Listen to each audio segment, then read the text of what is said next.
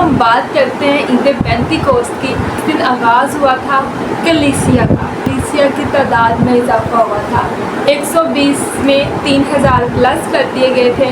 اور بائبل ہمیں بتاتی ہے کہ عید پینتیکوست جو ہے وہ پرانے عہد نامے میں بھی سیلیبریٹ کی جاتی تھی، اور اب نئے عہد نامے میں بھی اس کو شامل کر دیا گیا۔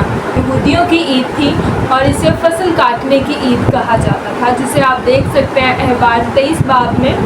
نئے عہد نامے کی جب ہم بات کرتے ہیں تو عید پینتیکوست کے دن ایک بہت خاص کام ہوا تھا، جس دن روح القدس نازل ہوا تھا، اس کا نزول ہوا تھا، اور خدا کا جو وعدہ تھا، جو اس نے ہم سے دوسرے مددگار کا یسوع مسیح نے وعدہ کیا تھا، وہ پورا ہوا تھا، کیونکہ رسول وعدے کے انتظار میں تھے۔ اور جب 40 دن ایسٹر کے بعد ہم لوگ کرتے ہیں، اور اس دن عید سعود ہوتی ہے، اور عید پینتیکوست کا مطلب ہے 50واں دن، اور یہ ایسٹر سے جب ہم 50 دن گنتے ہیں تو یہ عید پینتیکوست کا دن آتا ہے۔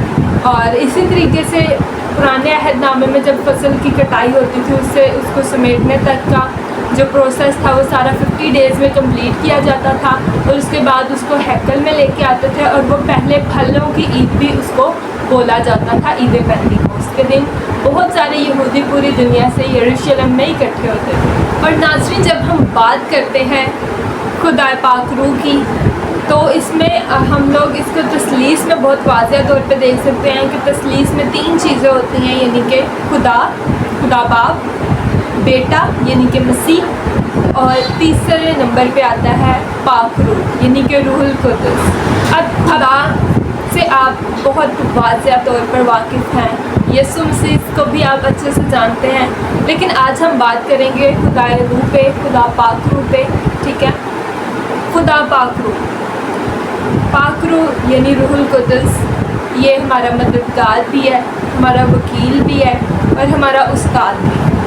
اور بائبل میں ہم اس پاک روح کو ایک مکمل شخصیت کے طور پہ دیکھتے ہیں، جو کہ ارادے میں، عقل خدا میں اور جذبات میں ایک مکمل شخصیت ہے۔ اب ہم بات کرتے ہیں اس بارے میں کہ غیر زبان اور پاک روح کیا یہ ایک چیز ہے؟ مطلب جس کے اندر پاک روح ہوتا ہے صرف وہی غیر زبان بول سکتا ہے، یا غیر زبان بولنے والے میں ہی پاک روح کام کرتا ہے؟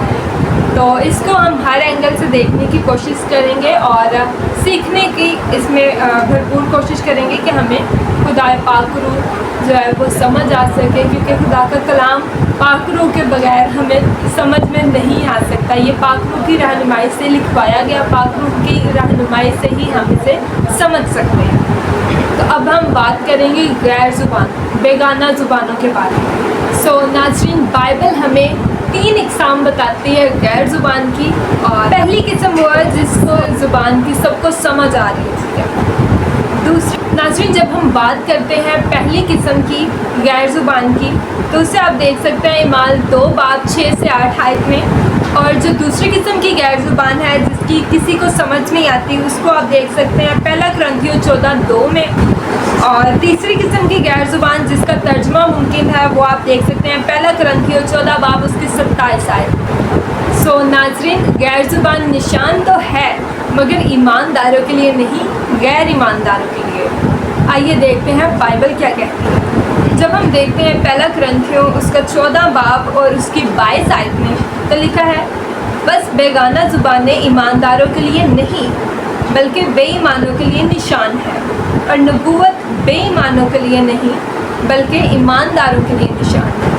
اور جیسا کہ آپ لوگ جانتے ہیں کہ آم کے درخت پر آم ہی لگتے ہیں، اور جامن کے درخت پر جامن لگتے ہیں، اسی طریقے سے درخت جو ہے وہ اپنے پھلوں سے پہچانا جاتا ہے۔ ہم اس کے پھلوں کو دیکھ کے پہچان جاتے ہیں کہ یہ فلاں چیز کا پودا ہے، یہ فلاں چیز کا درخت ہے۔ اسی طریقے سے روح کے بھی پھل ہیں، روح کے 9 پھل ہیں، جیسا کہ آپ لوگ سب مجھ سے زیادہ جانتے ہیں کہ غلطیوں 5:22 میں یہ واضح لکھا ہوا ہے، اور اس کے پورے 9 کے 9 پھلوں کا ذکر ہے وہاں پہ۔